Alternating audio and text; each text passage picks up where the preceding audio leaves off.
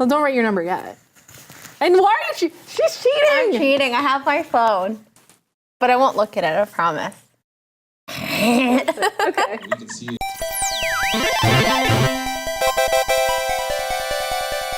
Hello and welcome to SideQuest. I'm Michelle and I'm here to keep you updated on everything gaming. Today I have Germaine joining me and we are going to be talking about The Division 2. So, how much have you played? I'm like at level early 20s maybe, and about 40 or so odd hours in. How about you? I'm level 18-ish and probably in the 25-hour range. Cool. So putting some time in, it's not my life yet. It's not my full-time job yet, but we'll see.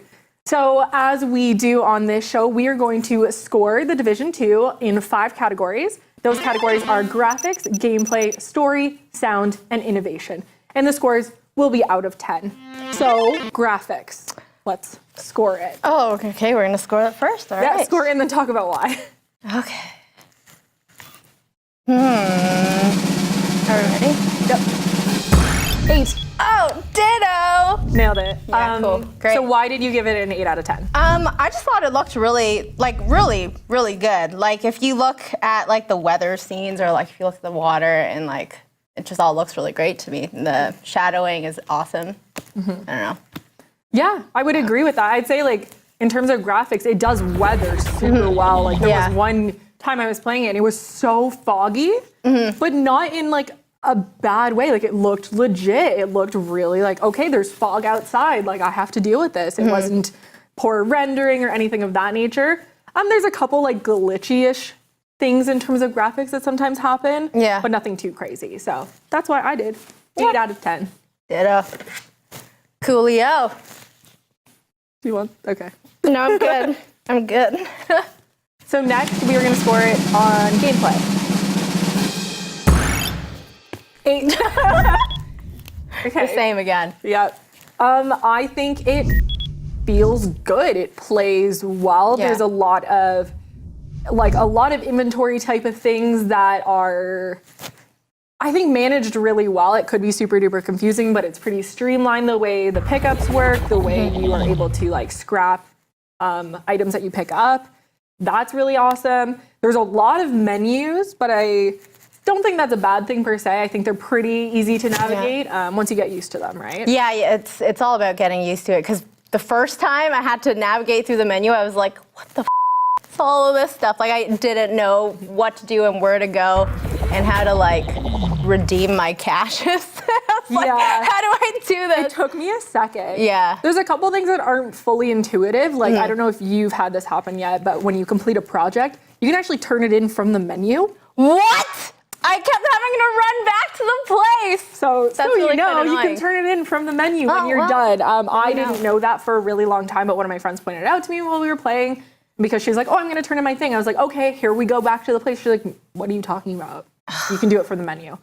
So that saves a lot of time. There is fast travel, thank goodness, but being able to do stuff from your menu instead of actually going to the places is super duper helpful. And not to mention, even though there's fast travel, you still have to navigate your way all the way through the friggin' settlement. So it's that has been really annoying for me. Thanks for pointing that out. It's do you want to change your score now? Yeah, I was drop it a few hundred points. No, I'm just kidding. Okay, good. Next is story. Here we go. You ready for this? Yeah.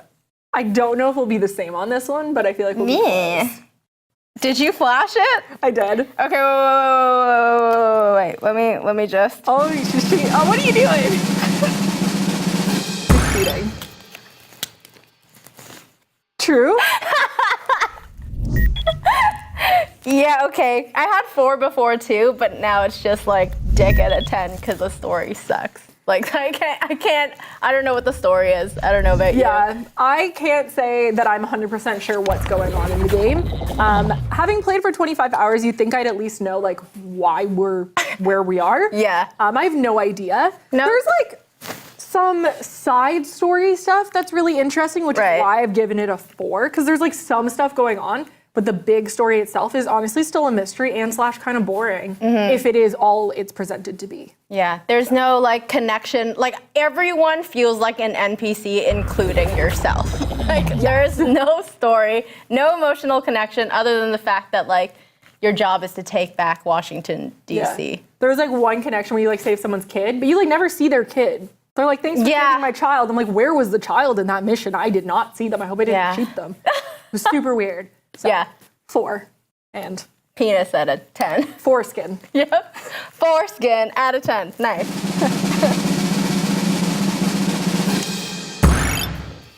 7. I swear we didn't plan this. This is actually I don't really know how annoying. this happened. It's really good. So why'd you give it a 7? I don't really, like, sound has never really been an important thing for me, but I guess it sounded pretty good. Like, the big booms sounded big, small booms were small. So I gave it 7 booms out of 10 booms. Boomin'. Yeah, it sounds like what you think it would sound like, I guess. Yeah. So the gunfire is pretty realistic. The one thing that, like, I really like but also hate is the thunderstorms. I don't know if you've encountered one. They are so freaking loud. It's unbelievable. It like nearly blew out my like eardrums because I had my headphones on. And I had it a bit louder, but the thunderstorms are hyper realistic but also like kind of annoying. Yeah. But they sound great. And then last we have innovation. So for us, innovation is, did it do anything new or exciting? Oh, okay.